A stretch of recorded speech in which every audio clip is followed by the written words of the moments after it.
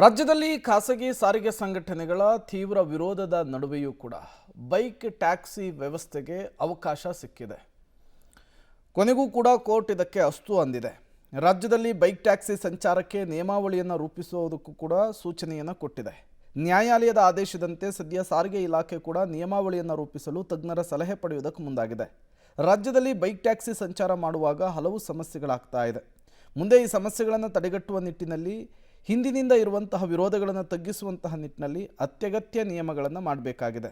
ಇಷ್ಟು ದಿನ bike taxi ಹೆಸರಿನಲ್ಲಿ ಹಲವರು ಮತ್ತು ಸಿಕ್ಕವರೆಲ್ಲ ಬೈಕನ್ನು ತೆಗೆದುಕೊಂಡು ರಸ್ತೆಗಿಳಿತಾ ಇದ್ರು. ಈಗ ಅಂಥವರನ್ನು ನಿಯಂತ್ರಿಸಿ ನಿಯಮದಡಿಯಲ್ಲಿ ಸೇವೆಯನ್ನು ನೀಡುವವರಿಗೆ ಮಾತ್ರ ಅವಕಾಶವನ್ನು ಕಲ್ಪಿಸಬೇಕಿದೆ. ಅಲ್ಲದೆ ಬೈಕ್ಗಳನ್ನು ನಿಯಮಗಳ ವ್ಯಾಪ್ತಿಗೆ ತಂದು ಮಾನಿಟರಿಂಗ್ ಮಾಡಬೇಕಾಗಿದೆ.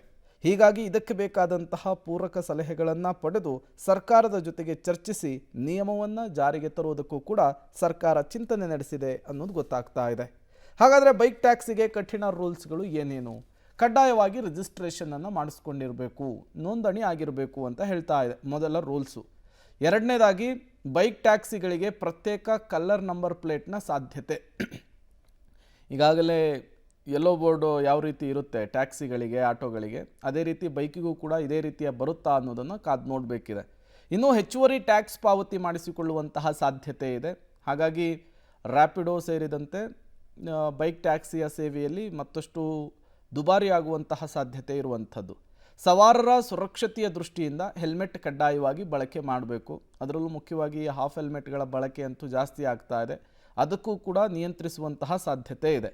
ಇನ್ನು ಬೈಕುಗಳ ಹಿನ್ನೆಲೆಯನ್ನು ಪರಿಶೀಲನೆ ಮಾಡುವಂಥದ್ದು, ಇದು ಕೂಡ ಮತ್ತೊಂದು ರೂಲ್ಸ್ ಆಗಿರುವಂಥದ್ದು.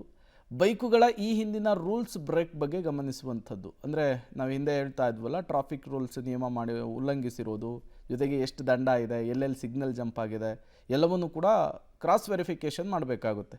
ಸತತ ರೂಲ್ಸ್ ಬ್ರೇಕ್ಗಳು ಮಾಡಿದರೆ ಅಂತಹ ಬೈಕುಗಳಿಗೆ ಅವಕಾಶ ಕೊಡಲ್ಲ ಅಂಥೇಳಿ ಪ್ಲಾನನ್ನು ಮಾಡ್ಕೊಂಡಿದ್ದಾರಂತೆ.